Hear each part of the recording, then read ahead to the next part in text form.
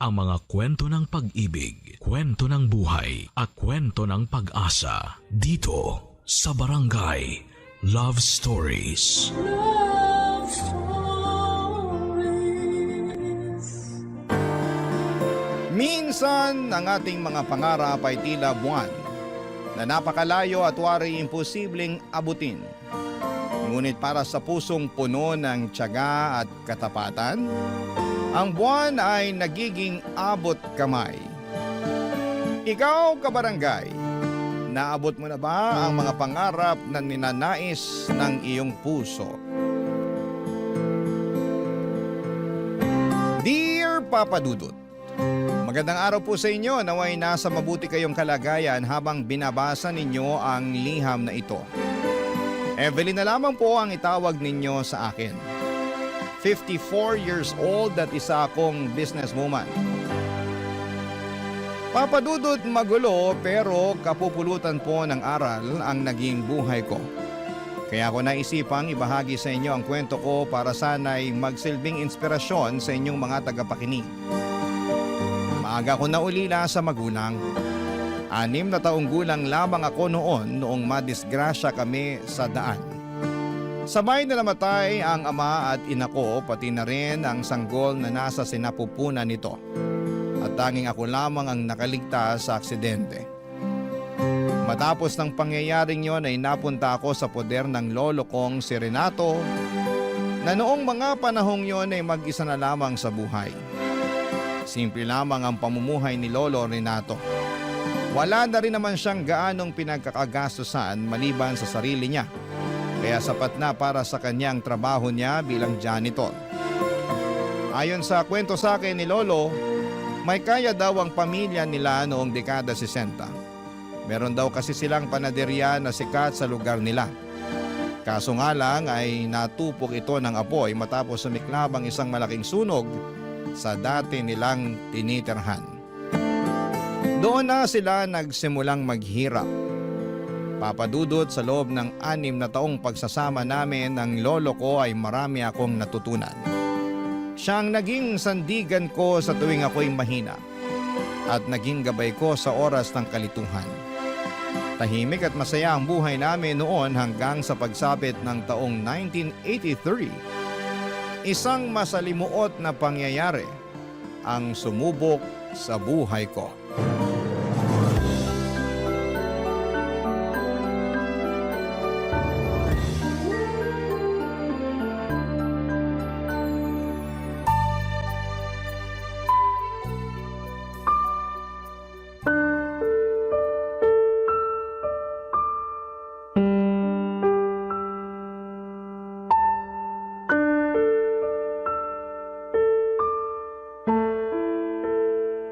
Lolo, nandito na po ako. Oh, bakit naman nakabusangot ang apo ko? Hindi po ako nakapaglaro kanina sa eskwela namin eh. Oh, bakit naman? Gusto ko po sanang sumali sa basketball kanina kaso hindi ako pinayagan ng guro ko. Ano sabi? Bakit hindi ka raw pinayagan? Kasi po, ang sabi sa akin, hindi po pambabaeng laro ang basketball. Para lang daw po yun sa mga kalalakihan. Totoo po ba yun, Lolo? Walang katotohanan yan, apo. Ang basketball, maaari din niyang laruin ng mga babae. Talaga po ba? Oo. Bakit po ang sabi ng guro namin hindi pwede? Minsan, may mga tao pa rin talagang makaluma ang pananaw sa buhay. Hayaan mo na sila. Nasanay lang siguro sila sa kung ano yung nakaugalian ng mga ninuno natin. Ang mga ganyang pag-iisip, panahon pa ng Kastila yan eh. Talaga po ba? Oo naman. Basta lagi mong tatandaan, kung ano man ang gusto mong gawin, gawin mo pa rin. Ha? Huwag mo nga hayaang pigilan kanila dahil ang babae ka. Ang bola, hindi yan namimili ng kasarian. Pwede yung laruin ng kung sino man. Paano po ako matututo niyan kung ayaw naman nila akong paglaruin sa eskwelahan? Madali lang ang solusyon dyan. Ako magtuturo sa'yo. Ha? Tuturuan niyo po ako? Oo naman. Gusto mo ba? Opo. Marunong po ba kayong maglaro ng basketball, Lolo? Abay, syempre naman. Yan ang paborito kong laro nung kabataan ko. Sandali lang. Sa pagkakatanda ko, nandito pa yung bola ng Tio Alfredo mo eh. Sige po, Lolo. Maglaro po tayo. Gusto ko pong matuto ng basketball. O sige, tuturuan kita kung paano maglaro ha.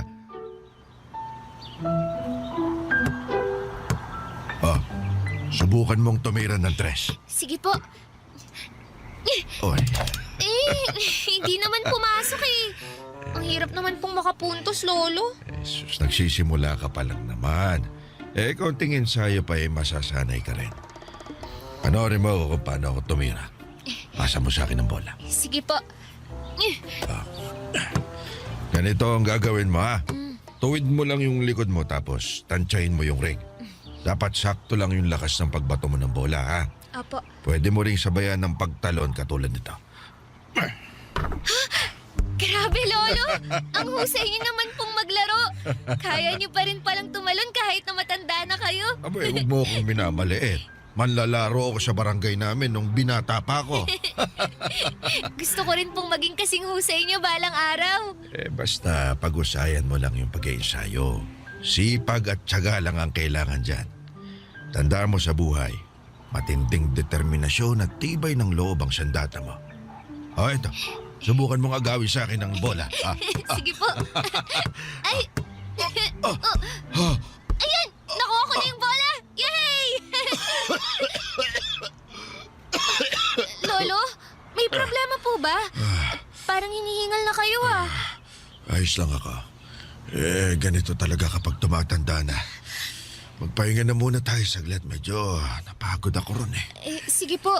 Gusto niyo po bang ikuha ko kayo ng tubig? Sige nga, nauuhaw na ako. Sige po.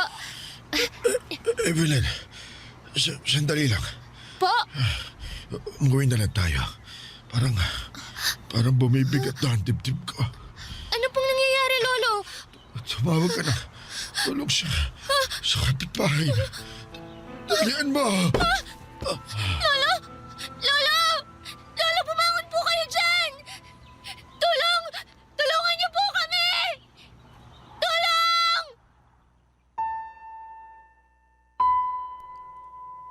Atake sa puso ang kinamatay ni Lolo Renato.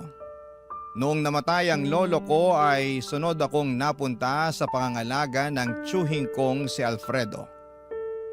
Sobrang bilis ng mga pangyayari noon na ang tanging naaalala ko na lamang ay ang patago kong pagkuha sa mga libro na palaging binabasa ni Lolo. Pati na rin ang ilang mga kwaderno nito na lagi niyang sinusulatan noong nabubuhay pa lamang siya para lagi ko siyang maaalala.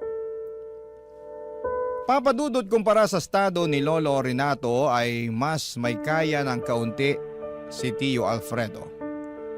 OFW kasi ang asawa nito noon na nagtatrabaho sa Middle East bilang domestic helper.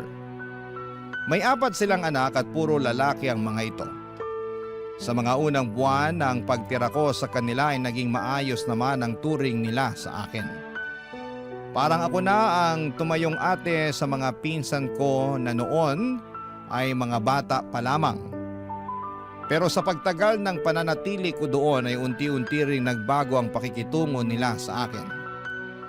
Pinaramdam nila na hindi ako parte ng pamilya nila.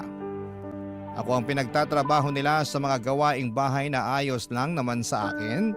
Pero ang hindi ko lang natanggap ay kung papaanong ang tingin nila sa akin ay hindi bilang isang kamag-anak, kundi isang hamak na taga-silbi lamang. Kahit ganoon ay wala akong nagawa dahil wala naman akong ibang mapupuntahan. Kaya tiniis ko na lamang ang lahat ng ito, Papa Dudut. Lahat ng paghihirap.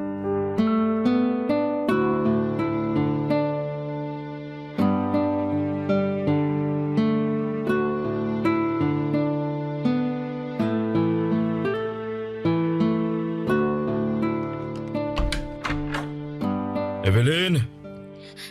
Evelyn, nasan ka? Bakit po, Tio Alfredo? Natapos mo na ba yung pinag-utos ko sa'yo ha? Opo, nakapagsaing na po ako. Nakapagluto na rin po ako ng pananghalian natin. Siguruhin mo lang na hindi mo na naman nasobrahan ng alat yung niluto mong ulam ha? Opo, Tansyado ko na po lahat. Kung hindi masyadong maalat, sunog naman. Kababae mong tao, di ka marunong magluto. Wala po kasing nagturo sa akin eh. 13 anyos ka na, dapat marunong ka na sa mga ganyang bagay. Paano ka makakahanap ng mapapangasawa niyan kung hindi ka marunong gumawa ng mga gawaing bahay? Masyado pa po akong bata para mag-asawa, Tiyo. Hindi ko naman sinasabi na mag-asawa ka na ngayon. Ang gusto kong sabihin, darating din ang panahon na magiging may bahay ka. At dapat maaga pa lang, tinuturuan mo na sarili mo sa kung anong magiging trabaho mo bilang asawa. Ayoko pong maging asawa lang ang trabaho ko. Gusto ko po, balang araw, maging doktor para makatulong ako sa mga may sakit. Tayog naman ang pangarap mo, Neng. May kakayahan ka ba para maabot yung pangarap mong yan, Aber? Opo, mag-aaral po ako ng mabuti. Oh, at sino naman magpapaaral sa'yo? Hindi po ba kayo? May 4 na akong anak na pinag-aaral. So tingin mo ba kakayanin ko pang magdagdag ng isa pa? Akala ko po ba, hindi po ba nagpunta pa tayo sa eskwelahan nung nakaraang linggo para mag-enroll? Oo, para i-enroll ang mga pinsan mo pero hindi ka kasama doon. Anong inaasahan mo, pag-aaralin din kita? Ang hirap na nga ng buhay, dadagdag ka pa. Ibig niyo po bang sabihin, titigil na ako sa pag-aaral? Pero mag-high school na po ako ah. Hindi mo na kailangan mag-aral pa ng high school. Sapat na yun nakapagtapos ka ng elementarya. Babae ka lang naman eh. Ang kailangan mo lang gawin, makapaghanap ng mayamang mapapangasawa at magiging maayos na buhay mo. Pero Tiyo, gusto ko pong ipagpatuloy ang pag-aaral ko. Bakit? May pera ka ba? Wala po. O yun naman pala eh. Mag-aral ka kung may pampaaral ka sa sarili mo. Huwag kang umasa sa akin dahil marami akong binabayaran. Dapat nga magpasalamat ka pa't kinupkup pa kita eh. Ang dapat mong gawin, alagaan mo ang mga pinsan mo para kahit papano makabawi ka naman sa amin. Ano pong gagawin ko kapag nasa eskwela na ang mga pinsan ko? O edi, maglinis ka, maglaba, mamalengke. Lahat ng yan, trabaho ng babae yan. Doon mo na lang ito ng oras mo. Hindi yung nagsasayang ka pa ng oras at pera sa pag-aaral na yan. Di naman ikaw ang bubuhay sa pamilya mo pagdating ng araw eh. Yung asawa mo naman ang gagawa nun. Eh bakit po si Tia? Siya ang kumakayod sa pamilya niyo. Ba't talagang rumarason ka pa? Ano gusto mo palabasin? Nabatugan ako, wala akong trabaho. Totoo naman po na wala kayong trabaho. Sige, ituloy mo yung sasabihin mo. Sasampaling ko yung bunganga mo. Pasensya na po. Bata-bata mo pa, palasagot ka na. Yan ba ang itinuro sa'yo ng magulang mo? Wala kang modo ah. Gusto mo palayasin kita dito eh. Hindi po, wag po. Ayusin mo yung pag-uugali mo, Evelyn. Tandaan mo, wala kang karapatan sa pamamahay na to dahil nakikitira ka lang. Opo, Tiyo.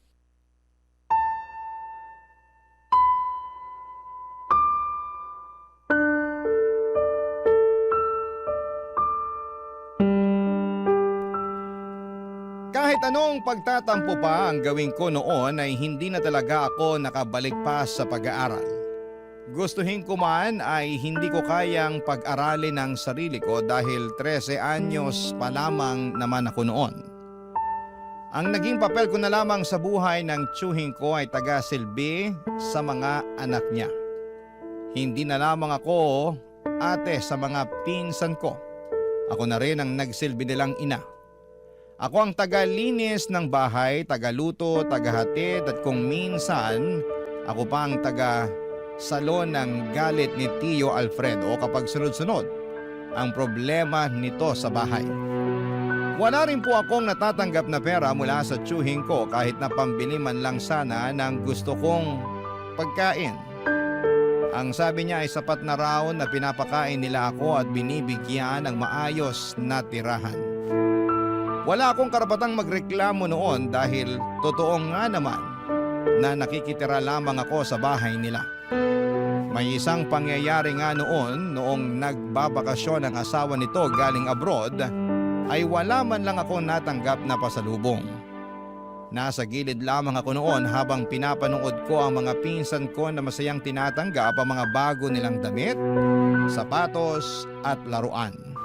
Tuwing lumalabas sila para kumain ay naiiwan ako sa bahay para magbantay. Ganon ang naging buhay ko noon sa poder ng tiyuhin ko. Pero kahit na hindi maganda ang kinakatayuan ko noon, Papa Dudut, ay hindi ko hinayaan ng sarili ko na maging kawawa. Naghanap po ako ng paraan para maiangat ang sarili ko. Papa Dudut. Barangay Love Stories. Barangay Love Stories. Papa Dudut, isang araw ay isang ideya ang pumasok sa isipan ko habang inihahatid ko ang pinsan ko noon sa eskwelahan nila. Pabalik na dapat ako ng bahay noong napansin ko ang ilang high school students na papunta sa open gym nila. Bit-bit ang kanya-kanya nilang upuan. Doon ko napag-alaman na pansamantala pala muna nilang gagawing klase ang gym dahil binabakbak ang dating high school building ng paaralan para patayuan ng bagong gusali. Dahil nasa open space sila ay naisipan kong mag-sit in sa mga nagkaklase. Kapag nakikita ko ng mga mababait na teacher ay hinahayaan lamang nila akong makinig sa klase. Pero kapag nakatsamba naman ako ng masungit ay pinapaalis nila ako. Ganun na po ang naging buhay ko sa sumunod na taon, Papa Dudut. Nakasalalay na lamang sa diskarte para matustusan ko ang mga pangangailangan ko. Bawat oportunidad na dumarating sa harapan ko ay niyayakap ko. Katulad na lamang noong nakita kong nangangailangan ng tagahugas ang tindera sa school canteen. Agad ako nag-volunteer na maging tagahugas, kapalit ng 2 piso para may panggastos ako sa sarili ko. Malaking bagay ng 2 piso noong dekada 80 para sa isang batang tulad ko, Papa Dudut. Sa panandaliang panahon ay nagkaroon ako ng pagkakaabalahan. Pero mabilis din itong natigil dahil mas lumala pa ang kalbaryong pinagdadaanan ko. Nung isang sekreto ang aksidente kong nasaksihan na siyang bumago sa takbo ng buhay ko.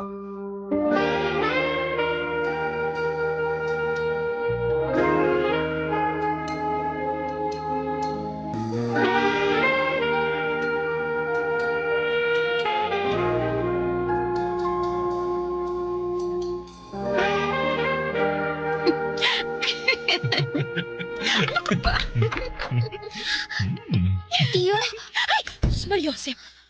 Alfredo! Akala ko ba walang tao dito? Ay, nako. Evelyn, ano bang ginagawa mo rito? Akala ko ba binabantayan mo mga pinsan mo doon sa eskwela? Umuwi po ako para magpalit.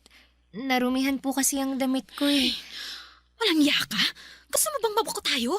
Sa susunod, huwag mo akong iimbitahin dito sa pamamahay mo kung makikita lang pala tayo ng anak mo. Tapos ang gusto mo pa, dito natin gawin sa salas. Ay, Hindi ko naman ay siya... nako, aalis na ako. Sandali lang. Hindi ko anak to. Tsaka wala naman talaga tao eh. Pasensya na po. Hindi ko alam na may bisita po Mali kayo. ka nga ritong bata ka. Tiyo! Yung kamay ko po! Kahit kailan, panira ka talaga. Ano ginagawa mo rito? Di ba inutos ko sa'yo na bantayan mo mga pinsan mo sa eskwela nila? Pinabantayan ko naman po sila eh. Nasa klase sila ngayon kaya naisip kong umuwi muna saglit para sa... Wala akong pakialaman naman yan dahilan mo. Di ka ba marunong kumatok, ha?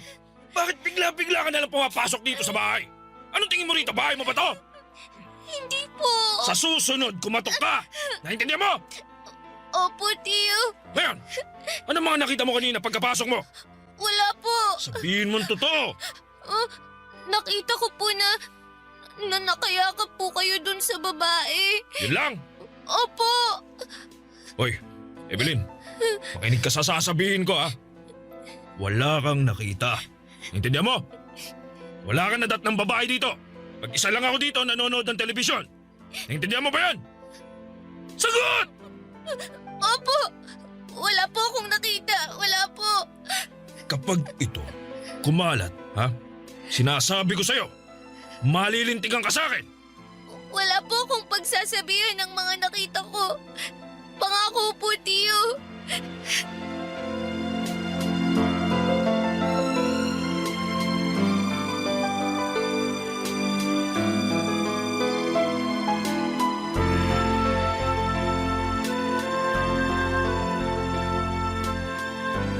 Evelyn! Evelyn! Po, Tiyo Alfredo, may ipag-uutos po ba kayo? Anong ginawa mo? Ano pong ibig niyong sabihin? Wala po akong ginagawa. Hindi ba't nag-usap na tayo? Hindi ko po kayo maintindihan. Ikaw ang nagkalat ng balitang yon, no? Ano pong balita? Ang mahangan ka pa? Ikaw ang nagkalat na may babae ako! Hindi po! Wala po akong pinagsabihan sa mga nakita ko. Anong wala? Paano malalaman ng mga tao na may inuwi akong babae dito sa bahay kung hindi manggagaling sa'yo? Hindi po kung... Huwag ka nang sumagot! Magdadahilan ka pa! Alam ko namang gusto mo akong bawian eh. Nang dahil sa bunganga mo, nag-aaway kami ngayon ng asawa ko. Gusto niyang makipaghiwalay sa akin ngayon. Ano, masaya ka na? Masaya ka na ba na mawawala na ng inang mga pinsan mo? Hindi po. Naiinggit ka siguro sa kanila dahil wala ng mga magulang mo kaya sinisira mo pamilya namin. Alam mo, ang dapat sa'yo, turuan ng leksyon eh. Ha? Nasaan na ba yung pamalo ko, ha? Ha? Eto. Sigurado ako magtatanda ka rito. Tiyo, wag po. Wala kang utang na loob. Tiyo, tama na po. Ha? Aray! Masakit po. Tama na, Tiyo. Ikaw na nga ang kinupkup namin. Ikaw pa ang malakas na loob na sirain ang pamilya ko. Tama na po. Grabe na po kayo sa akin. Ba't malakas na ang loob mo ngayon? Sumasagot ka na talaga. Ano? Bakit ganyan ka makatingin? Ha? Kaya mo nang lumaban ngayon? Isusumbong ko po kayo sa mga pulis. O edi sumbong mo ako. Gusto mo samahan pa kita eh. Ha? Liga rito. Aray! Tiyo! Yung kamay ko po! Masakit po! Lumayas ka sa pamamahay ko. Ayoko nang makita ang pagmumukha mo rito. Subukan mo pang tumapak sa pamamahay ko. Hindi ka na makakaalis dito ng buhay. Malis ka sa harapan ko. Alis!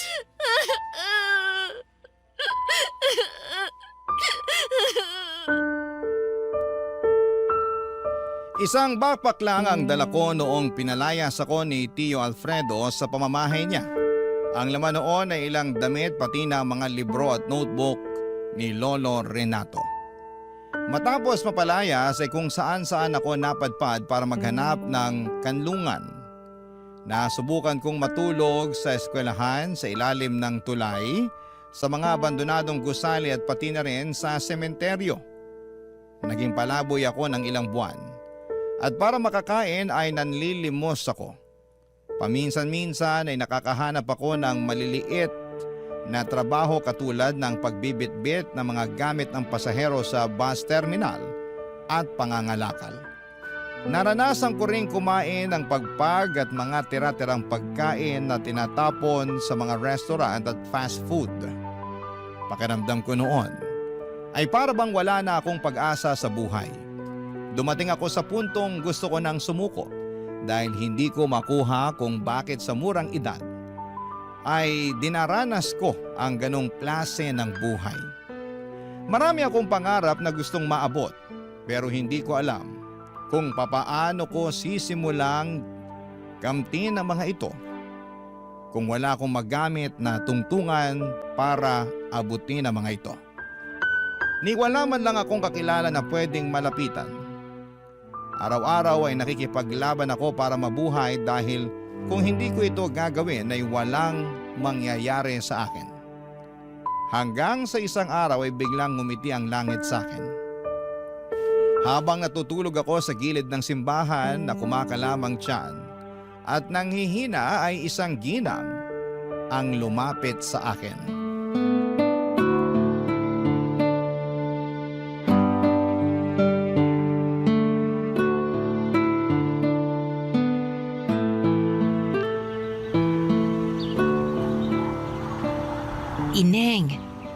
Ineng, kumising ka na dyan. Ano po yun? Hindi ka ba naiinitan dyan sa kinahihigaan mo? Abay, tirik na tirik ang araw, oh. Pasensya na po. Bawal po bang matulog dito? Hindi naman, pero pwede kang lumipat ng pwesto kung gusto mo para hindi ka na mainitan dyan. Ako, kawawang balat mo niyan. Hindi ko na po napansin na mataas na pala ang araw. Hindi po ako nakatulog ng maayos kagabi eh. Umulan po kasi. Naku, kawawa ka naman. Hindi ka pa siguro kumakain. Ay, sandali lang. May dala akong tinapay dito sa bag ko. Oh, heto, tinapay. Para naman magkalaman ng sikmura mo. Maraming salamat po. Oh, tapos ito, piso, pambili mo ng panulak. Maraming salamat po, Ale. Heneng, ano palang pangalan mo? Evelyn po. Ah, ako naman si Nenita. Palagi kitang nakikita dito sa tabi ng simbahan kada linggo eh. Pero hindi ko pa nakikita ang mga magulang mo. Nasaan ba sila? Wala na po akong magulang. Namatay po sila sa aksidente. Mahabaging Diyos. Mukhang ang bata mo pa para mawala ng magulang ah. Ilang taon ka na ba? 14 po. Wala ka bang ibang kamag-anak na pwedeng kumupkup sa'yo? May tsuhin po ako pero pinalayas niya po ako. Bakit naman? Akala po kasi niya ako yung nagkalat na may iba siyang babae. Nagalit siya tapos pinaalis na niya ako sa bahay nila. Kaawaan ka ng Panginoon. Paano ka nila natitiis na palaboy-laboy na lang sa lansangan? Nasanay na po ako. Simula nung nawala ang mga magulang ko, pati na rin si Lolo Renato. Wala na akong naging kakampi sa buhay. Sanay na po akong mag-isa. Alam mo, Evelyn, hindi ka naman talaga nag-iisa eh. Kapag kailangan mo ng kasama, ng makakausap. Ayan, bukas ang simbahan para sa lahat ng tao. Manalangin ka. Kausapin mo ang Panginoon. Nakapasok ka na ba dyan? Opo, minsan kapag nanlilimos po ako, kaso ipinagtatabuyan lang ako ng mga tao eh. Nandidiri yata sila sa akin. Gusto mo bang sumama na lang sa akin? Saan po? Sa bahay ko. Maliit lang yung bahay na yon pero sa tingin ko, kakasya naman tayong dalawa doon. May isang kutsyon ako na hindi na nagagamit. Maaari mo yung gamitin kesa nagtitiis ka dito sa mga karton. Saan po yung bahay niyo? Malayo po ba? Ay, malapit lang dito. Nilalakad ko nga lang eh. Pauwi na ako. Gusto mo bang sumama? Baka po mamaya may kapalit ito. Wala po akong pambayad ng upa. Hindi ako nagpapaupa, iha. Isa pa, libre itong pagkup-kup ko sa'yo. Bukal ito sa kalooban ko. Pero bakit niyo po ako tinutulungan? Hindi naman po tayo magkaano-ano ah. Hindi kailangang magkadugo para magtulungan. Kung kaya ko namang tumulong, bakit hindi? Isa pa, naaawa ako sa sitwasyon mo. Bata ka pa at kapag nagabayan ka ng maayos, nako, baka maaayos pa natin ang kinabukasan mo.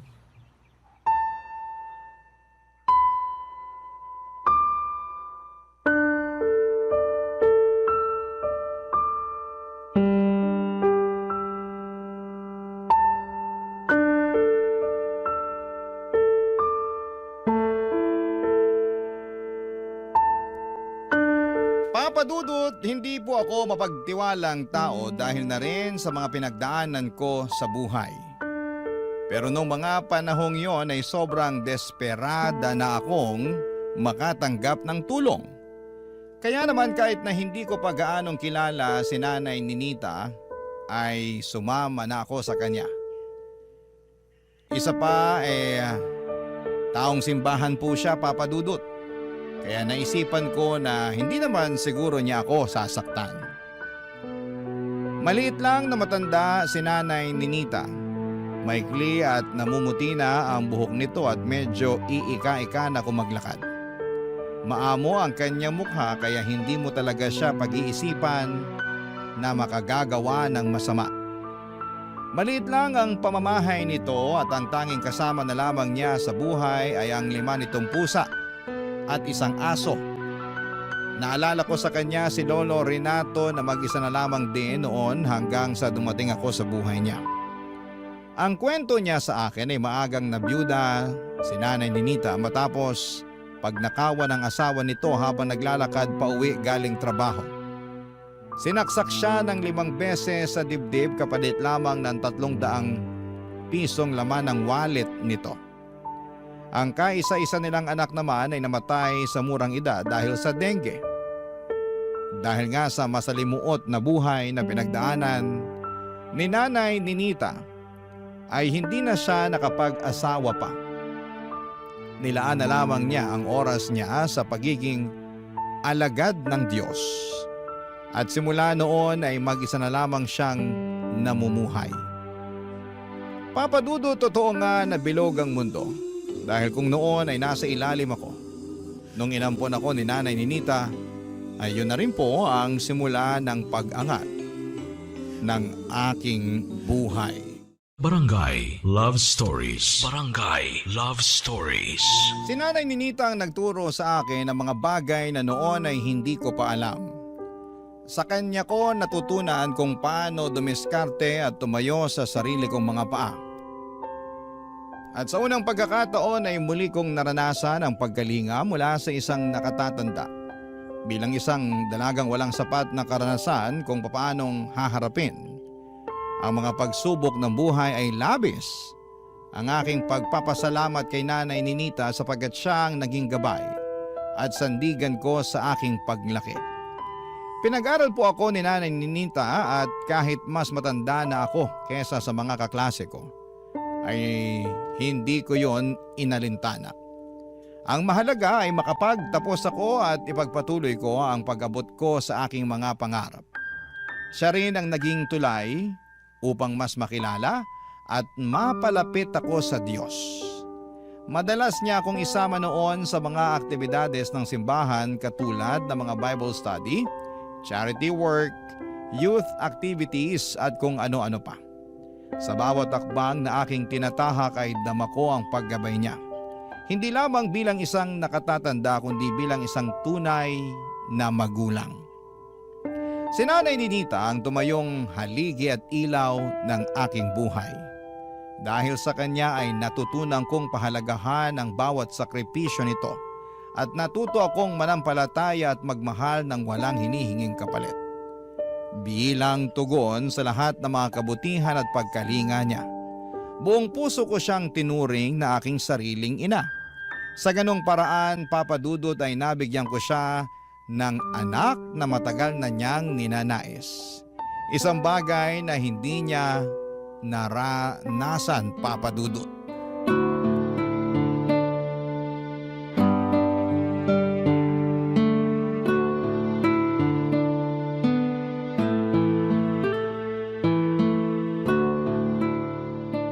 Nay Ninita, Ano yon, Evelyn? Nandito ako sa kusina. nakita niyo po ba yung bag ko? Anong bag? Yun bang kulay asul na sira-sira ang zipper? Opo, yun nga po. Ay, itinapon ko na. Bakit? May paggagamitan ka pa ba noon? Nandun po yung mga gamit ng lolo ko eh. Bakit niyo po itinapon? Huwag kang mag-alala. Hindi ko naman itinapon yung laman. Mga libro at kwadernong laman nun, hindi ba? Opo, magdadala sana ako ng libro sa eskwela dahil may gagawin kaming proyekto. Iniligpit ko yon doon sa may aparador. Hanapin mo na lang. Sige po. Nga pala, hindi ko pala na ipapaalam sa'yo. Habang naglilinis ako, binuklat ko ang ilan sa mga pahina ng kwadernong itinago mo. Mga recipe pala ng tinapay ang nakasulat doon. Opo. Dati po kasing panadero ang lolo ko. May panaderya sila noon kaso nasunog kaya hindi na niya yun na ipagpatuloy. Nakakatuwa naman.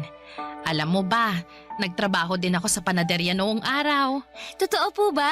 Oo, kaya may alam din ako kahit papaano sa paggawa ng tinapay. Gusto mo bang subukan nating gumawa? Sige po. Gusto ko pong matutong gumawa ng tinapay. Sige. Pag uwi mo mamaya galing sa eskwela, gumawa tayo ng tinapay. Sige po.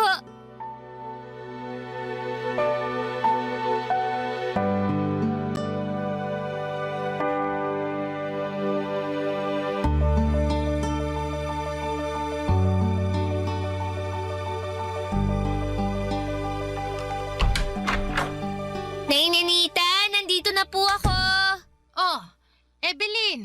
nakauwi ka na. Ay, sakto. Katatapos ko lang ihanda itong mga gagamitin natin sa paggawa ng tinapay. Ano pong klaseng tinapay ang gagawin natin? Monay! Mas mura ang mga sangkap nito kaya ito muna ang unahin nating gawin. Mahirap po bang gawin yan? Naku, madali lang. Kailangan lang nating magmasa ng harina na may mantika, tubig, pampaalsa at kaunting asin. Gusto mo ba ikaw ang magmasa? Opo. O sige, ang una mong gagawin, paghalu-haluin mo muna ang mga tuyong sangkap. Pagkatapos, maglaan ka ng butas sa gitna ng harina, saka mo ilagay ang mantika at tubig. Ganito po ba? Oo, ganyan nga. Tapos tansyahin mo na lang muna yung tubig para hindi maparami ang lagay mo. Nailagay ko na po. Ano pong kasunod? Masahin mo na lang ng mabuti hanggang sa lumambot. At kapag hindi na dumidikit sa kamay mo, pwede na yang itabi. Hindi po ba natin tululutuin agad? Hindi muna, kasi aantayin muna natin siyang umalsa. Bakit po? Para mas malaki at malambot kapag naluto na. Gaano po katagal? Kailangan nating maghintay ng 1 hanggang 2.5 oras. Ay, ang tagal naman po nating maghihintay. Sabik na akong magluto eh. Hindi po ba pwedeng iluto na natin agad pagkatapos paghalu-haluin? Ay, hindi pwede. Kailangan nating sumunod sa tamang proseso. Alam mo, Evelyn, sa paggawa ng tinapay, kakailanganin mo ng mahabang pasensya. Hindi mo kailangang madaliin ang proseso kasi kapag minadali mo, ay masasayang lang ang pinaghirapan mo. Katulad lang din yan sa buhay. Hindi natin agad-agad nakakamit ang tagumpay. Alam mo kung bakit? Bakit po, Nay Ninita? Dahil may wastong oras ang lahat ng bagay. Minsan, kailangan lang talaga nating maghintay.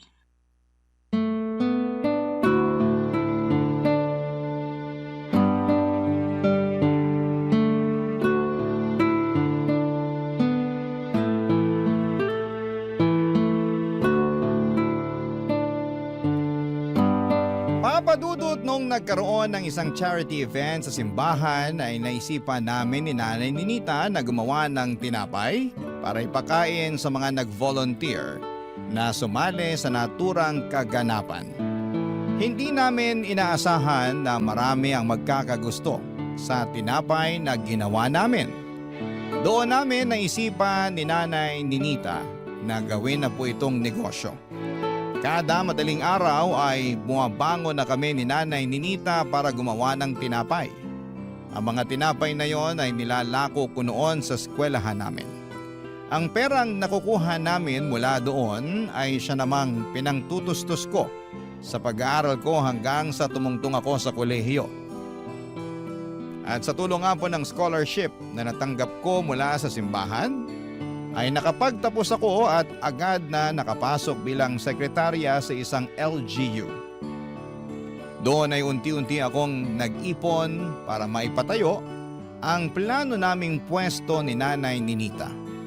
Gusto ko kasing ibalik noon ang panaderya na naging negosyo ni Lolo Renato. Total ay recipe naman niya. Ang ginamit namin ay mabuting bigyan ko rin siya ng pagkilala. Dahil kahit na wala na siya sa mundong ito, ay malaki pa rin ang naging tulong niya upang mabago ang buhay ko. Naging matagumpay ang bakery business namin ni Nanay Ninita pagsapit ng bagong dekada. Taong 2001 ay unti-unti namin itong napalago hanggang sa hindi na namin namamalayan na maginhawa na pala ang buhay namin. Malayo na po ito sa paghihirap na pinagdaanan ko noong bata pa lamang ako, Papa Dudut.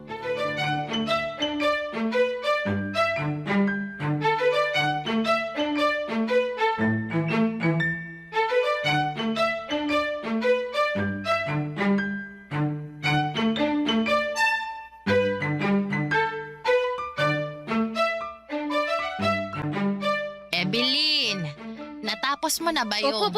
Wait a minute, kaping mainit. Diyan lang po muna kayo sa kinatatayuan nyo.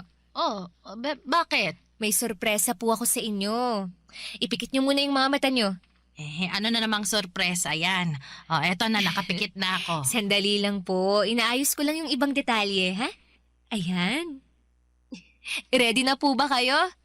Ready na ako. Buksan nyo na po yung mga mata nyo. Charan! Totoo ba yan, Evelyn? Opo. Nung lumabas kayo kanina papuntang palengke, naisip kong mag-bake ng cake para sorpresahin kayo. Matagal ko na pong plano to eh. Nako! Ang ganda. Saan mo naman natutunang gumawa niyan? May binili po akong cookbook. Sinundan ko lang kung anong nakasulat doon. Sige na, Nay. Tikman niyo po. Sige na nga. Matikman nga yung gawa mo. Masarap naman ba yan? Hindi po ako sigurado. First time ko palang gumawa eh. Ay, sandali lang po. Ikukuha ko kayo ng platito.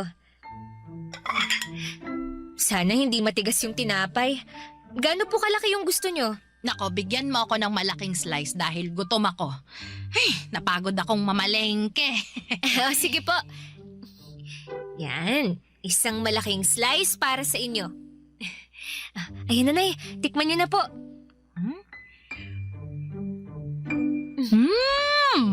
Masarap ah. Totoo po ba? Baka naman sinasabi nyo lang yan para hindi ako masaktan. Gusto ko po yung totoong opinion nyo para matuto ako. Yung totoo ba ang gusto mo? Apo. Sige. Medyo sumobra lang sa tamis yung icing. Maliban doon, wala nang problema. Presentable din siyang tingnan. Katulad siya nung mga nakikita kong cake sa mga binyag at kasal. Sige po, konting practice pa. Kapag naperpekto ko to, idadagdag ko to sa panaderya natin. Nakakatuwa naman na hanggang ngayon, hindi ka pa rin tumitigil sa pangangarap. Hindi po talaga ako titigil hanggat hindi ko natutupad lahat ng pangarap ko para sa ating dalawa. Ang layo na talaga ng narating mo, Evelyn. Sinong mag-aakala na yung batang natutulog lang sa tabi ng simbahan noon, ngayon, nagmamay-ari na ng sariling bakery. Tuwing nakikita ko itong tagumpay na tinatamasa mo ngayon, lubos na nagagalak ang puso ko. Hindi ko po maaabot ang lahat ng to kung hindi dahil sa inyo. Kaya nga po ginagawa ko ang lahat para mabigyan ko kayo ng komportabling buhay bilang kabayaran na rin sa pag-aalaga at pagtitiwala nyo sa akin. Sobra-sobra na nga itong grasya na meron tayo ngayon Doon pa lang, nakabawi ka na. Kulang pa po to, Nay. Marami pa po akong plano para sa inyo. Gusto ko dumating yung araw na magbuhay donya kayo. Yun na po ang pinakamagandang regalo na maibibigay ko sa inyo. Nako, hindi mo na kailangang gawin yan. Matanda na ako. Masaya na ako sa kung anong meron tayo ngayon. Dahil nagawa ko ng layunin ko sa buhay. Kontento na ako ngayon. Ang mabuti pang gawin mo, ibahagi mo mga biyayang meron ka sa mga taong nangangailangan. Yun ang gusto kong gawin mo. Tulungan mo ang mga katulad mong puno ng pangarap pero pinagkaitan ng maayos na kapalaran. Papadudot naging matagumpay ang plano kong cake business at yun na ang nagsilbing pangalawa kong negosyo. Dahil sa lumalawak naming business ay kumuha na ako noon ng sarili kong empleyado. Mga working student, single mother at mga kabataang hindi nakapag-aral. Gusto ko rin kasing maging instrumento ng Panginoon para makatulong sa mga nangangailangan katulad ng pagtulong na ginawa sa akin ni Nanay Ninita. Sa mga sumunod na taon ay nakapagpundar ako ng maayos na tirahan para sa aming dalawa ni Nanay Ninita. Nakabili na rin ako noon ng sarili kong sasakyan. Dahil sa tagumpay na tinatamasa ko noon, ay nag-resign ako sa trabaho ko at tinuong ko na lamang ang buong atensyon ko sa business ko. Pagsapit ko ng 40 ay nakapagtayo ako ng panibagong branch ng bakery at cake shop. 5 taon pagkatapos noon ay binawian na ng buhay si Nanay Ninita dahil sa katandaan. Namatay siya sa pagkakatulog, katulad ng matagal niyang panalangin na magkaroon ng kamatayang tahimik at walang sakit. Siguro'y binigay na lamang sa kanya ng langit ang hiling niyang yon dahil sa pagiging mabuti niyang tao. Papa Dudut, hindi na ako nakapag-asawa pa dahil naging busy ako masyado sa mga business ko. Ganon pa man ay hindi ko kailangan ng asawa para magkaroon ng masayang pamilya. Ang ginawa ko ay nag-ampon ako ng batang iniwan ng kanilang magulang para kahit papaano ay maipasa ko ang kabutihang ginawa sa akin ni Nanay Ninita. Sa ngayon po ay may 3 akong anak, hindi ko man sila kadugo, ay higit pa sa magkadugo ang pagmamahala namin sa isa't isa. Dito ko na po tatapusin ang aking kwento at sana po ay nakapagbigay ng inspirasyon sa inyong lahat. Ang inyong forever, kapuso at kabarangay, Evelyn. Napakasakit na nangyari kay letter sender. Pero buti sa uli, naging maayos pa rin ang buhay niya. Anong say mo sa Barangay Love Stories na ito? Pagkwentuhan natin sa comment section yan. Ang mga kwento ng pag-ibig, kwento ng buhay at kwento ng pag-asa dito sa Barangay Love Stories. Love Stories.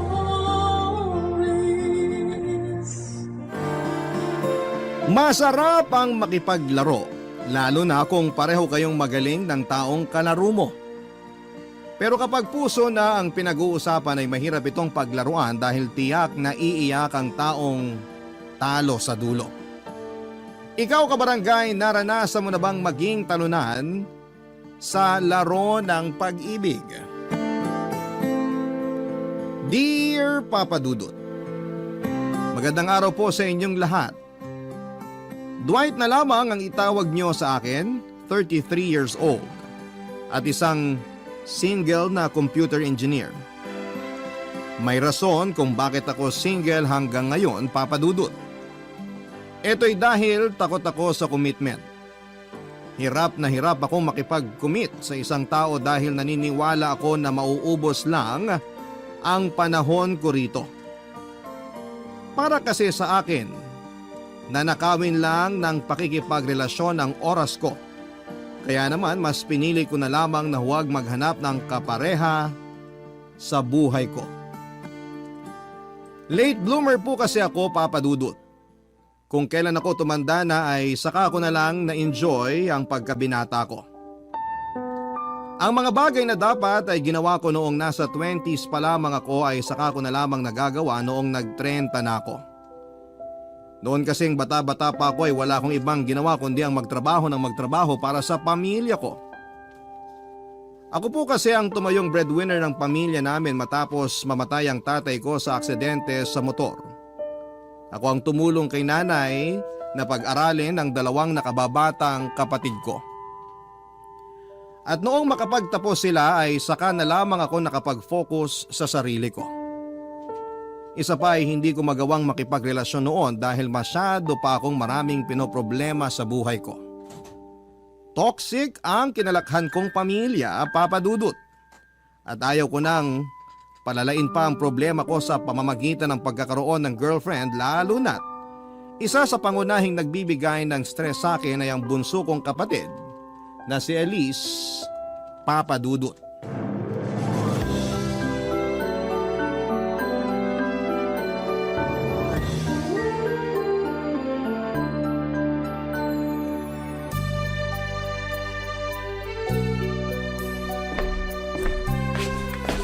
O Elise, anong ginagawa mo dyan? Bakit hindi ka pa nakabihis? Wala ka bang trabaho ngayon? Wala, nag-resign na ako. Ano? Wala ka pang 1 buwan doon sa pinapasukan mo ah. Ayoko na doon. Ang swapang ng boss ko, lagi akong pinipilit mag-overtime, hindi naman dinadagdagan ng sweldo ko. Elise naman, ang daming tao dyan. Hirap na hirap makahanap ng trabaho tapos ikaw, sasayangin mo lang ibinigay sa'yo? Ano magagawa ko kung ayaw ko sa trabahong yun? Ikaw naman nagpumilit sa akin na pumasok doon, di ba? Oo, nakiusap ako sa kaibigan ko na i-recommend ka niya sa pinapasukan niya. Kasi ilang buwan ka nang walang trabaho. Mabuti nga kinuha ka nila tapos sasayangin mo lang? Bawal ba magreklamo? Sa bulok yung sistema nila Porket desperada na ako makahanap ng trabaho, aabusuhin na nila ako. Hindi naman pwede yun. Kaysa naman nakatambay ka rito sa bahay. Ano, buhay prinsesa ka na lang. Tagahintay ng grasya. Ang galing mo naman. Maghahanap ako ng sarili kong trabaho. Hindi ko kailangan ng tulong mo. Ha? Kailan pa? Wala ka pa nga napapatunayan eh. Simula pagkabata, sa akin ka na nakaasa. Paano ako maghahanap ng trabaho sa ganyang ugali mo? Bakit? Ginusto ko ba yung tulong mo? Hiningi ko ba yun sa'yo? Tinulungan kita kasi kapatid kita. Eh kung kapatid mo pala ako, huwag mong isumbat sa akin yung mga naitulong mo. Yan ang mahirap sa'yo eh. Tutulong-tulong ka tapos kapag naghalo na ang balat sa tinalupan, uungkating mo na yung mga naitulong mo para ano? Para ipamukha sa akin na ikaw yung mas mataas, na ikaw yung mas dominante. Totoo naman eh. Oo, totoo. Pero wala kang karapatang bastusin ang pagkatao ko dahil lang may kakarampot kang naitulong sa buhay ko. Kakarampot? Pinag-aral kita. Hinanapan kita ng trabaho. Galing sa bulsa ko nagpapakain sa'yo. Saan yung kakarampot doon? Masama bang magsalita? Masama bang punahin ka lalo na kung nakikita ko yung mga pinagpaguran ko na pupunta lang sa wala? Ayan, dyan ka magaling. Ang magbilang. Isama mo na rin sa listahan pati yung pagpalit mo ng diaper ko nung baby pa ako. Yan naman yung gusto mo, di ba? Yung araw-araw, ipinapaalala mo sa akin na wala akong narating, na ikaw lang yung magaling. Bakit kasalanan ko? Bakit ako yung mali? Ako yung bumubuhay sa atin pero ako pa yung masama. Sa pamilyang to, ako yung naghahanap buhay. Ako yung nagpapakahirap. Nagpapakapagod para mabuhay kayo. Tapos ano? Ako yung kontrabida? Hindi ko sinusumbat yung mga bagay na nagawa ko sa'yo. Ang gusto ko lang naman, pahalagahan mo yung mga paghihirap ko. Pinag-aral ko kayong dalawa ng ate mo, tapos ganito yung sukling makukuha ko. Yung isa buntis, tapos ikaw walang trabaho. Magalit na kayo kung magalit, pero nagagalit ako sa inyo dahil pagod na ako sa totoo lang. Alam mo kung ano yung nakakalungkot? Ni isa sa inyo, wala man lang nagpapasalamat. Ni isa sa inyo, wala man lang nagpahalaga sa effort ko. Wala eh. Sinanay nyo na kasi yung mga sarili nyo na nandito lang ako, nasasagot sa mga problema nyo. Tapos ka na ba? Gusto mo makarinig ng salamat? Eh di salamat. Salamat, huwaran kang kapatid. Ikaw na ang pinakamagaling. Ikaw na ang uliran sa lahat. Ikaw na. Pakaalis na nga. Hoy! Napakawala mong kwentang kausap!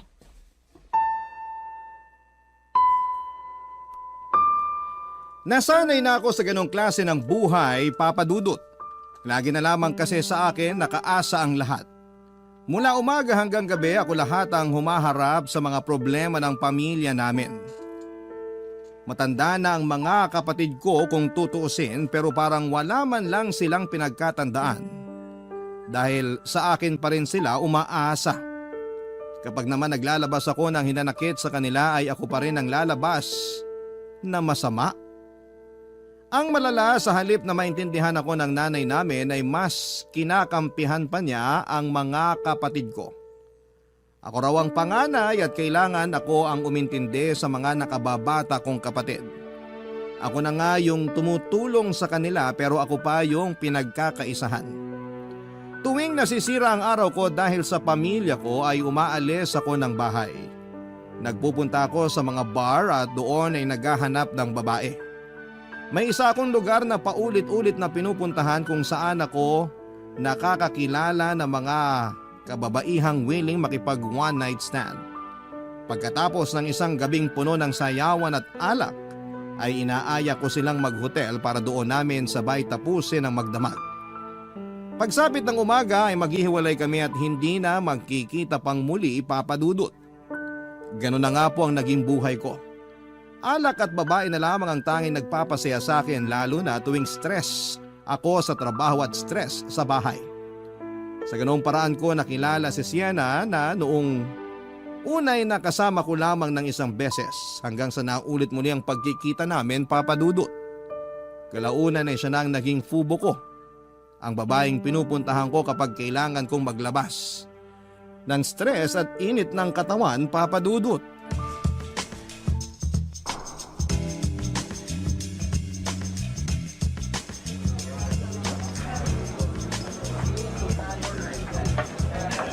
Wednesday ngayon ah. Bakit bigla ka nag-aya? Walang pinipiling araw ang pagiging bad mood ko. Bad trip ka na naman? Parang nagiging synonymous na ang pangalan ko sa pagiging bad mood mo ah. Yun naman talagang rason ba tayo nakikita, di ba? Ikaw ang gamot ko tuwing nasisira ang araw ko. Eh di dapat pala may bayad ako. Kailangan pa ba nun? Nagagawa ko naman yung parte ko, di ba? Uwi ka masaya dahil sa akin. Ang taas ang tingin mo sa sarili mo ah. Sigurado ka ba na napapasaya mo ako? Hindi ba? Imposible namang hindi. Ikaw yung pinakamayingay sa ating dalawa. Matakaw ka kasi. Lagi akong gutom eh. Kaya pala sobrang aggressive mo sa kama. Lagi ka palang bad trip. Sa akin mo ba nilalabas galit mo sa mundo? Hindi lang galit nilalabas ko, pati init at sarap ng katawan. Ako pala yung punching bag mo ha. Binubugbog mo ko sa ibang paraan. Dahil dyan, sagutin mo tong isang bucket ngayong gabi. Bakit ako? Dapat hati tayo. Ikaw nagaya Dapat ikaw magbayad. Ganun na ba ngayon? Ganun naman talaga dapat, no? Lumabas ako para sa'yo kaya ilibre mo ako. O sige na nga. Pero sa'yo yung hotel mamaya para fair. Kailangan pa ba nun? May sasakyan naman ako doon na lang tayo. Ibang klase ka rin Ang kuripot mo talaga. Pero maganda yon. Hindi ko pa nasusubukan sa sasakyan. Wag na pala, bagong linis lang yung sasakyan ko, baka madumihan ka agad. Oy, wala nang bawian. Wala, binabawi ko na. Cheers tayo. Cheers para sa pamilyang toxic. Cheers para sa pusong sawi. Teka, mali pala. Dapat ang hinihiling natin, yung positive. Hindi yung mga nega sa buhay. Ano ba dapat? Ganito. Cheers para sa pagkakaroon ng kasama tuwing bad trip ako. Okay, cheers para sa manlilibre sa akin ngayon.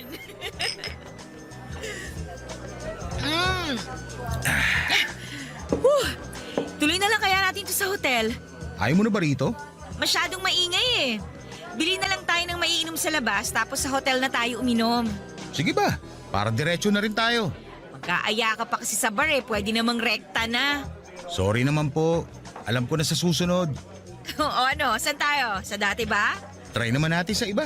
Kabisado na nila mukha natin sa dati. Sige. May alam ako. Tara, lika na.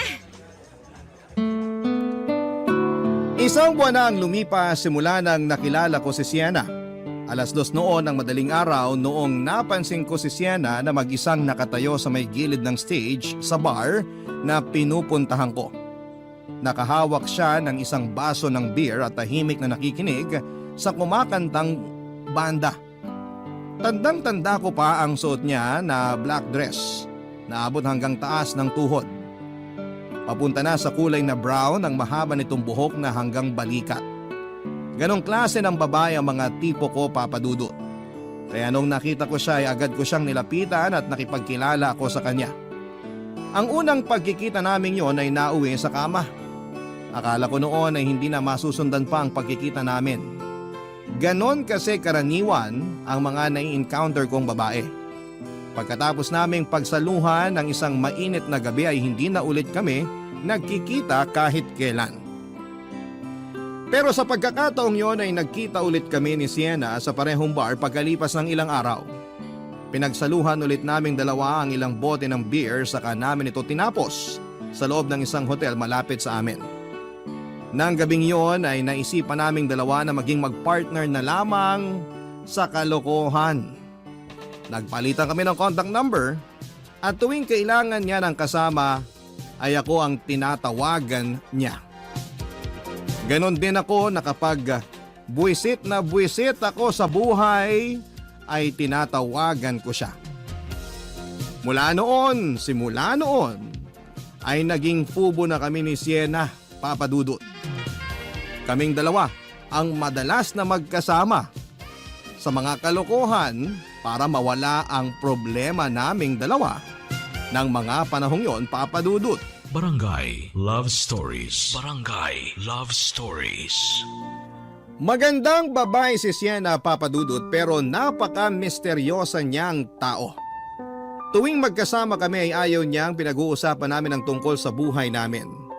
Pure business lang daw dapat ang hangad namin sa isa't isa at walang halong personalan.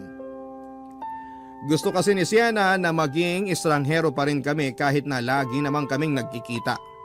Katawan lang daw namin ang habol namin sa bawat isa, kaya hindi na namin kailangang mag-invest ng emosyon. No feelings involved. Yan ang rule ni Sienna sa akin, Papa Dudut.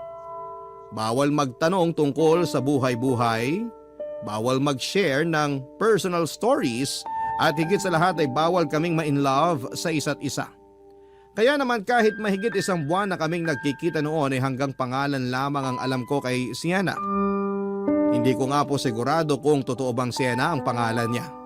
Hindi ko alam kung saan siya nakatira, kung ano ang trabaho niya at ang mga hilig niya. Pati na rin ang birthday o maging edad niya. Sa totoo lang ay wala din naman po akong pakialam kahit na hindi ko makilala si Siena ng lubusan. Hindi rin naman po ako interesado sa kanya noon dahil wala din naman akong planong pumasok sa isang relasyon na kasama siya. Kaya agree din po ako sa kanya na kailangan naming gawin ang mga bagay na yon. Tuwing nagkikita kami wala itong halong feelings. Pero noon yon, Papa Dudut, dahil kalaunan ay nagbago ang lahat. Nung bigla na lamang nag-open sa akin si Siena tungkol sa problema niya sa buhay niya, Papa Dudut.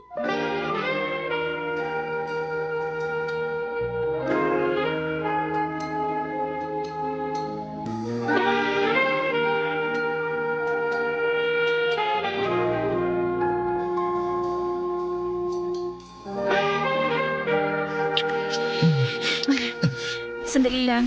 Bakit? Wala talaga ako sa mood ngayon eh. May problema ba? Pwede bang pass muna tayo ngayon? Bakit naman? Tagal nating di nagkita eh. Excited pa naman ako makita ka. Ay, ang dami ko kasing iniisip ngayon eh. Eh di sana hindi ka na lang nagpunta kung ayaw mo pala. Anong gagawin natin ngayon dito? Umuwi na lang tayo. Pasensya na talaga ha. Dali lang. Uwi agad? May problema ba? Sabihin mo na, baka makatulong ako. Wala. Akin lang yun. Hindi mo na kailangan malaman kung ano yung pinagdadaanan ko ngayon. Alam kong eto lang ang meron tayo ngayon. Pero pwede naman magkwento eh. Marami na tayong pinagsamahan, kaya wala nang kaso sa akin yun. Di ba nga, ang rule natin, bawal magkwento tungkol sa personal na buhay? Lahat ng rule may exception. Kung problemado ka talaga, gawin natin exception tong araw na to. Sige na, nandito ako bilang kaibigan mo. Tungkol saan ba yung iniisip mo? Tungkol sa ex ko. Oh, ano meron sa kanya? Gusto na niya makipagbalikan sa akin. Ganun ba? Eh anong problema dun? Ayaw mo na sa kanya? Gusto. Gusto ko ring makipagbalikan sa kanya. Pero mawawala yung point ko kung binalikan ko siya lalo na kung wala naman siyang ipinagbago. Ano bang rason ng hiwalayan nyo? Marami siyang issues eh. Sa sarili niya, sa pamilya, sa lahat ng bagay. Kaya kami naghiwalay kasi nadadamay ako sa kanigahan niya. Tuwing may problema siya, pati ako nahihirapan. Eh ganun naman talaga dapat, di ba? Nagtutulungan kayo sa mga problema nyo? Eh pero masyado nang malala yung issues niya eh. Alam mo yun, yung imbis na ma-enjoy namin yung moment naming dalawa, lagi na lang niyang nasisira dahil sa ugali niya. Napakaliit niyang tao pero ang daming bitbit na problema ng babaeng yun. Teka, babae? Oo, Dwight. May girlfriend ako. Ex-girlfriend. You mean? Bisexual ako. Pareho akong nagkakagusto sa babae at saka sa lalaki. Romantically attracted ako sa mga babae pero sexually mas gusto ko sa lalaki. Teka. Oh, ngayon ko lang nalaman yan ah. Oo, ngayon alam mo na. Ngayon, alam ko na nga. Kung ako tatanungin mo, isa lang ang sagot siya sa problema mo. Ano? Mahal mo pa rin ba siya hanggang ngayon? Oo. Pero gusto ko kasi ayusin niya muna yung buhay niya. Hindi ko trabaho bilang girlfriend ang umayos ng buhay ng isang taong madaming pasang problema. Kung gusto niya makipagbalikan sa akin, ayusin na muna niya yung sarili niya. Eh di sabihin mo sa kanya yan. Malay natin, yan ang maging rason para magbago na yung tao. Sana nga. Ganun lang naman kasimple yun eh.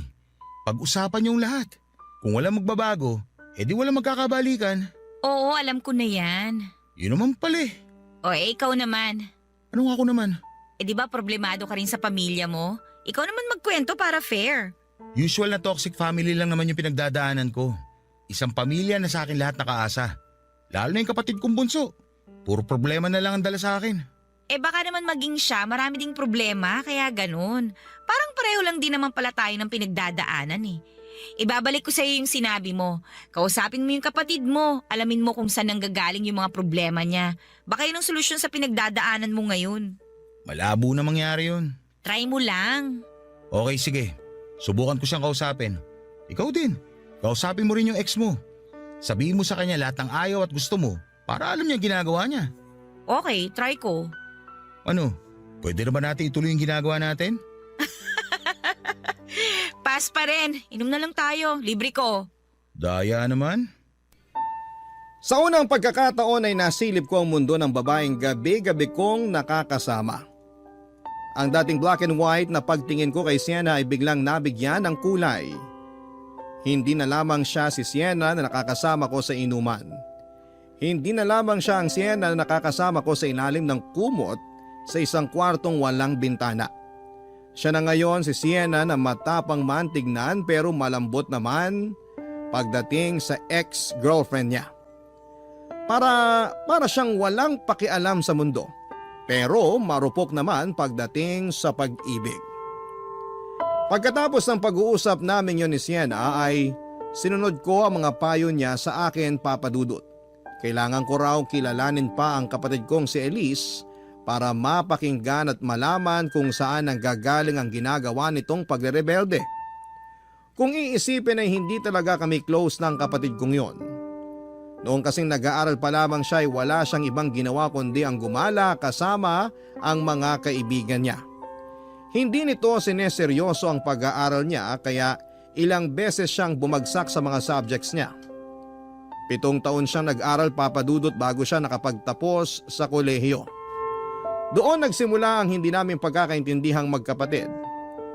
Ang awayan namin yon ay nabuo hanggang sa nasanay na lamang kaming dalawa na hindi magkasundo. Kaya naman, noong naabutan ko si Elise sa bahay isang gabi ay kinausap ko siya ng masinsinan.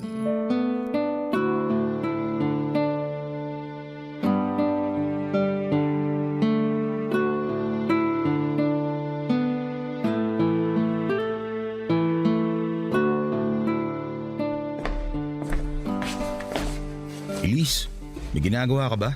Wala. Bakit? Tatalakan mo na naman ako kasi hanggang ngayon wala pa akong trabaho? Hindi. Gusto lang kitang kausapin. Kuya, alam ko pabigat ako. Oo na, wala na akong kwenta. Kahit hindi mo na sabihin, alam ko na yan. Kahit kailan, hindi ko sinabi na wala kang kwenta. Hindi mo nga sinabi, pinaparamdam mo naman. Yun bang nararamdaman mo tuwing nagagalit ako sa'yo?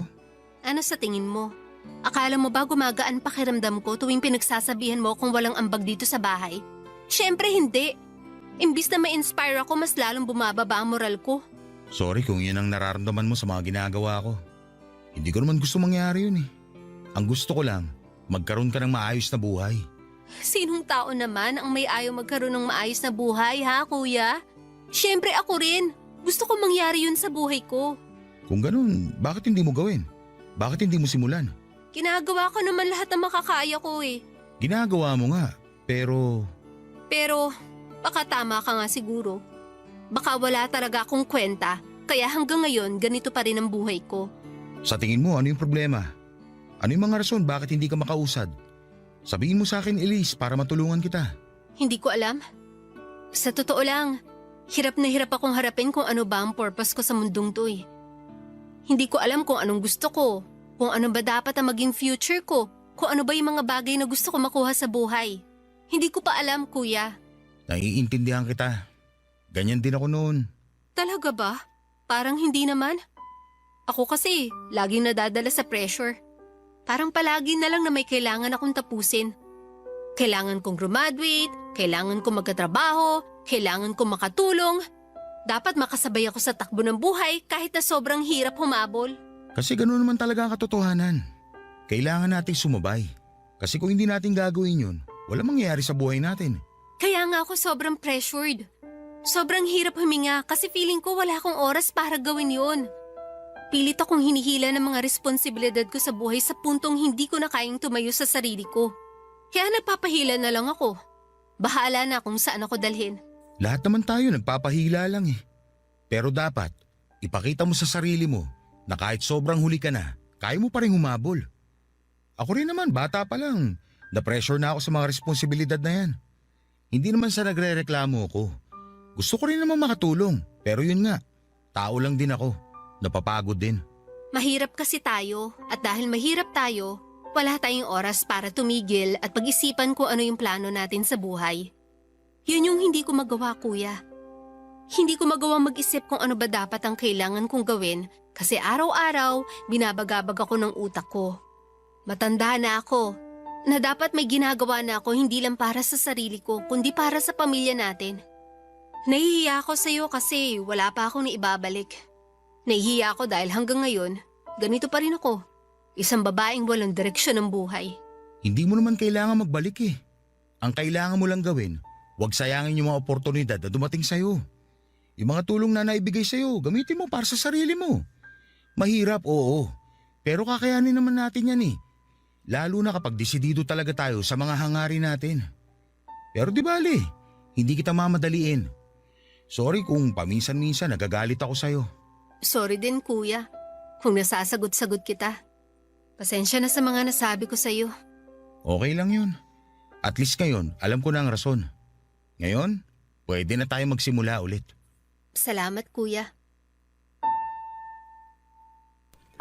Pagkatapos ng pag-uusap namin yon ay naliwanagan din ako sa wakas tungkol sa pinagdadaanan ni Elise Papadudut. Dahil dito ay nagsimula kaming magkaroon ng kompormiso sa isa't isa. Nangako si Elise na babawi siya at hindi niya hahayaang masayang ang mga pinaghirapan ko para sa kanya. Nang mga oras na yon ay maghahanap daw siya ng trabaho para makatulong sa mga gastusin sa bahay. Samantala, binigyan ko naman si Elise ng sapat na oras para pag-isipan at pagplanuhan ang future niya. Sinabi ko sa kanya na hindi ko na siya ipe-pressure sa mga desisyon niya sa buhay. Nangako rin ako na magiging kuya ko sa kanya na pwede niyang takbuhan kapag nangangailangan siya ng tulong. Tuwang-tuwa noon ang nanay namin dahil noon lamang niya ulit kami nakita ni Elise na nagkasundo. Sa totoo lang ay gumaan din ang loob ko noon, Papadudut. Para akong nabunutan ng tinik. Masarap pala sa pakiramdam ang magkaroon ng tahimik na pamilya kung saan ay walang away, inggitan at sisihan. Sobrang laki ng pasasalamat ko noon kay Sienna dahil siya ang dahilan ng lahat ng yon, Papadudut. Hindi naglaon ang dating pagtingin ko sa babaeng yon ay unti-unting nagbago. Kung babaeng parausan lamang ang turing ko sa kanya noon, noong mas nakilala ko pa siya ay ayoko mang aminin, ay dahan-dahang nahulog na ang loob ko para kay Sienna. Mahal ko na siya, Papadudut. Barangay Love Stories. Barangay Love Stories. Papadudut, iba pala ang pakiramdam kapag wala kang taong kaaway. Malaking bagay para sa akin na nagkabati na kami ng kapatid ko at sa sobrang saya ko ay in-invite ko si Sienna na kumain sa labas. Alam kong bawal yon sa aming dalawa dahil saka lang kami nagkikita kapag gusto naming magpalabas ng init ng katawan. Pero sa pagkakataong yon ay sobrang thankful lamang talaga ako sa kanya kaya gusto ko siyang i-treat sa labas. Nung una ay ayaw pa sana ni Sienna na makipagkita sa akin. Karaniwang sa bar lang kasi kami nagkikita tuwing gabi dahil walang masyadong tao. Pero dahil may gusto rin daw na ipagpasalamat sa akin si Sienna, kung kaya naisip niyang makipagkita na rin. Ganon pa man ay nilinaw niyang friendly date lang ang nangyari. Kaya hindi dapat namin yon bigyan ng mali siya. Noong time na yon ay naisip ko na gusto ko pang kilalanin si Sienna ng mas mabuti. Hindi ko kasi na-imagine na may soft side din pala siya na tinatago. Simula nung nag-usap kami ng gabing yon ay naiba na ang pananaw ko sa kanya. Para bang natouch ako sa mga nangyari. Naisip ko na baka nakabuo na siya ng tiwala sa akin kaya niya nagawang mag-open ang kanyang saloobin at gusto kong palawakin pa ang relasyon naming yon. Sa loob-loob ko ay parang gusto ko na siyang i-pursue noon, Papadudut. Kahit na alam kong ayaw niyang makipagrelasyon sa lalaki, ay sinubukan ko pa rin ang swerte ko at nagtapat ako ng nararamdaman ko para sa kanya.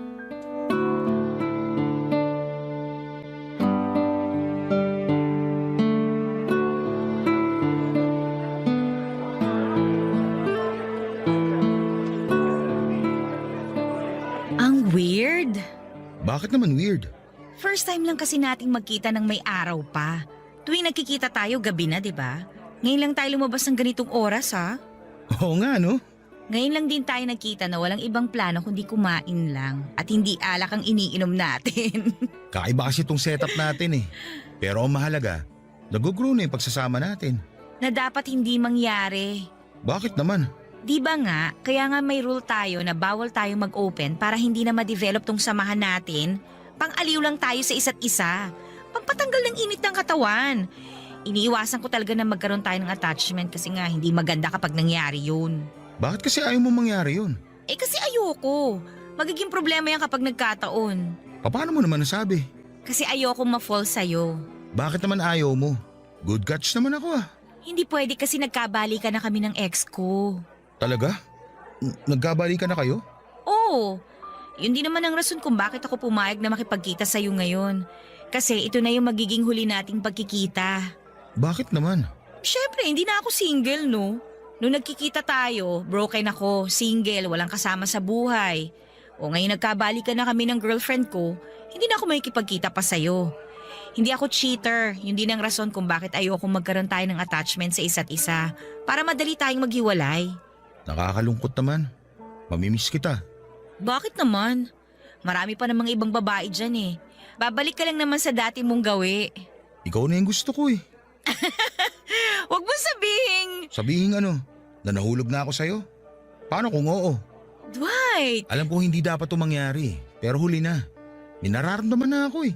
Mas lalo na nung gabing ibinahagi mo sa akin yung buhay mo. Tsaka sobrang laki din ang naitulong mo sa problema namin ng kapatid ko. Yan na nga ba yung sinasabi ko eh. Paulit-ulit kong pinapaalala sa'yo na dapat walang feelings involved sa kung ano man ang meron tayo. Huwag akong sisihin mo. Sisihin mo puso ko. Ikaw yung pinili eh. Sorry, pero hindi talaga magiging tayo.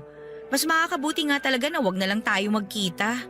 Bigyan mo naman ako ng chance. Chance? Dwight, kakasabi ko lang na nagkabalikan na kami ng ex ko. Siya yung mahal ko. Never ako nagkagusto sa'yo. Katawan lang ang habol ko. Ganon ka rin dapat na katawan lang ang habol mo sa akin. So paano yan? Hindi na tayo magkikita kahit kailan. Hindi na. Delete mo na lahat ng contact ko sa'yo. Simula ngayon, kalimutan na natin lahat na nangyari sa atin. Kasi gano'n naman dapat nung una pa lang, di ba? O paano? Pasensya ka na ha. Hindi na kita masasamahan. Mauna na ako sa'yo.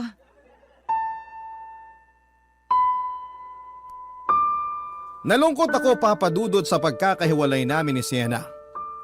Kung kailan kasi unti-unti nang nade-develop ang feelings ko sa kanya ay saka naman niya winakasan ang pagsasama naming dalawa. Masaya ako na masaya na siya, kaso nga lang nakakalungkot din dahil masaya siya sa piling ng iba. Wala naman po akong ibang choice kundi ang sumunod sa gusto nito. Kung ayaw na niyang ituloy ang ginagawa namin ay wala na akong magagawa pa doon. Pagkatapos ng date namin yon ay nagpaalam na kami sa isa't isa at hindi na nagkita pang muli. Never na niya akong kinontak noon at kahit na gustong gusto ko siyang tawagan at i-text ay hindi ko ito ginawa dahil alam ko namang may karelasyon na siya at ayaw kong makasira ng maayos na relasyon. Masaya pa rin naman ako, Papa Dudut, dahil nakatulong ako sa love life ni Sienna. Masaya din ako dahil bago kami nagkahiwalay ay malaki rin ang naitulong niya sa akin sa problema namin ni Elise. Dahil naayos na ang family problem namin sa bahay ay tumigil na rin ako noon sa dati kong mga gawain. Umiinom pa rin naman ako paminsan-minsan para mag-unwind pero hindi na po ako ng bababae. Unti-unting inayos ni Elise ang buhay niya. Nakahanap siya ng matinong trabaho na na-enjoy niya at masaya ako para sa kanya.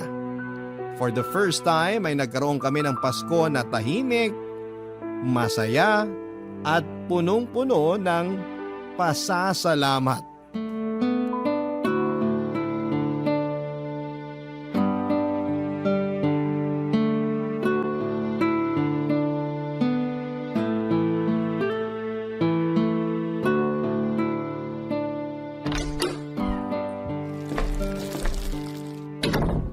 Nandito na ako.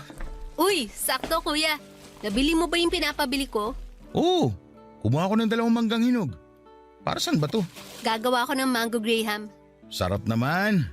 Parang ngayon lang kita makikita magluto ah. Hindi naman yung lulutuin eh. Yun lang ang kaya kong gawin, kaya yun ang ambag ko ngayong Noche Buena. Ito naman yung akin. Cake. Lapag ko na dito sa mesa. Mukhang marami tayong kakainin ngayong gabi ah. Oo nga eh. Nakakatuwa kasi ngayon lang ako nakaramdam ng ganito sa Pasko. Anong ibig mo sabihin? Ngayon lang ako naging masaya. Naalala mo ba last year? Kumakain tayo ng walang kibuan kasi nagkasagutan tayo nun. Talaga ba? Hindi ko na maalala eh. O kaya, galing kasi ako sa labas. Pinagalitan mo ko kasi mas importante pa sa akin ang mga kaibigan kaysa sa pamilya noon. Pero ngayon nagbago na ako. Priority ko na ang pamilya natin. Nakakatuwa naman kung ganun. Masaya ako na matatapos ang taon na nagkapatawaran na ang lahat. Tsaka isa pa kuya, may bisita pala ako ngayon. Talaga? Nasaan? Papunta pa lang siya rito. Baka darating na rin yon maya-maya. Sino ba yun? Basta, papakilala ko siya sa inyo nila mama pagdating niya. Boyfriend mo ba? Basta, surprise ko siya sa inyo. Oh, siya na yata yan. Ako na magbubukas.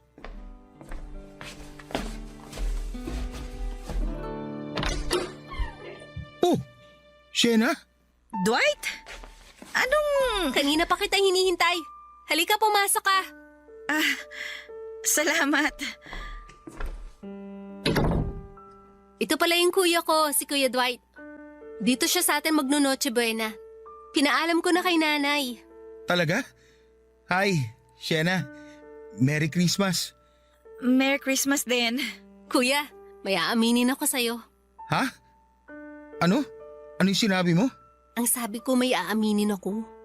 Gusto ko na sa'yo ko muna unang sabihin ng lahat bago ko to i-announce mamaya. Baka kasi hindi matanggap ni nanay yung surprise ko. Mas maganda na may backup ako. Sige, ano ba yung aaminin mo? Gusto kong ipaalam sa'yo ang totoo, kuya. Nagkakagusto ako sa babae. Siya ang girlfriend ko. Ha? Si Shena? Girlfriend mo ang kapatid ko? Oo, siya nga. Siya yung girlfriend ko. Sorry kuya kung nagulat ka ha.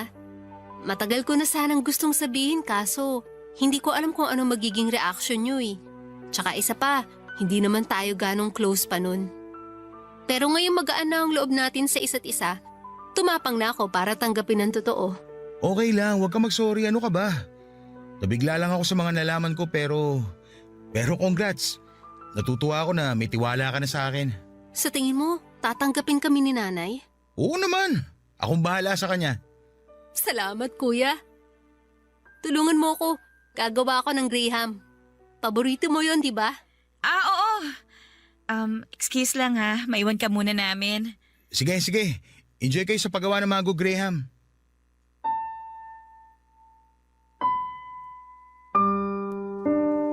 Sobrang laki ng gulat ko sa mga nalaman kong revelasyon ng kapatid ko, Papa Dudut. Nagulat ako na lesbian pala siya pero mas nagulat ako na ang girlfriend niya ay walang iba kundi si Sienna. Hindi ko alam na ang dating ex pala na tinutukoy noon ni Sienna ay walang iba kundi ang kapatid ko. Proud ako sa kapatid ko, Papa Dudut, dahil sa wakas ay nakahanap siya ng tapang para aminin sa akin at sa buong pamilya namin ang totoo niyang kasarian. Tinanggap namin siya pati na rin si Sienna. Noong nagkaroon kami ng oras ni Sienna na mag-usap na dalawa ay pinakiusapan niya ako na kung maaari ay huwag ko na raw sabihin sa kapatid ko ang namagitan sa amin, Papa Dudut. Nangyayari na lamang yon dahil na heartbroken siya kay Elise, Papa Dudut. Pero agad din naman niyang tinapos kung anong meron kami nung nagkabalikan silang dalawa. Ayaw ko rin naman pong sirain ang Noche Buena namin kaya hindi na ako nagsalita pa at ayaw ko ring masira ang pagsasama nilang dalawa. At dahil baka bumalik kami sa dati ni Elise kapag nangyari yon. Ang sekreto namin ni Sienna ay nanatiling sekreto hanggang sa ngayon, Papa Dudut. Suportado ko ang naging relasyon nila ni Sienna at Elise. Minsan ay may mga awkward moments nga lang tuwing nagkikita kaming dalawa ni Sienna dahil mahirap itago na magkakilala na kaming dalawa. Isa pa ay nagkaroon ako ng kaunting feelings sa kanya noon. Pero nadisiplina ko naman po ang sarili ko. Gusto kong maging mabuting kapatid kay Elise kaya naman kung ano man ang nangyari sa pagitan namin ni Sienna noon ay kinalimutan ko na lamang, Papa Dudut. Hanggang sa ngayon ay going stronger pa rin silang dalawa. Sa kabilang banda naman ay naghahanap na rin po ako ng babae na willing na tanggapin ang commitment na ino-offer ko sa ngayon. Tapos na po kasi ako sa stage ng pagiging binata at sa tingin ko ay oras na rin po siguro na bumuo ako ng sarili kong pamilya. Ito po ang kwento ko, Papa Dudut. Maraming salamat sa pagpili ng aking sulat. Mabuhay po kayo ang Barangay Love Stories, lalong-lalo na ang Barangay LS. Ang inyong forever kapuso at kabarangay, Dwight. Nagustuhan ng iyong napakinggan? Ituloy yan via live stream sa www.gmanetwork.com/radio. Barangay LS 97.1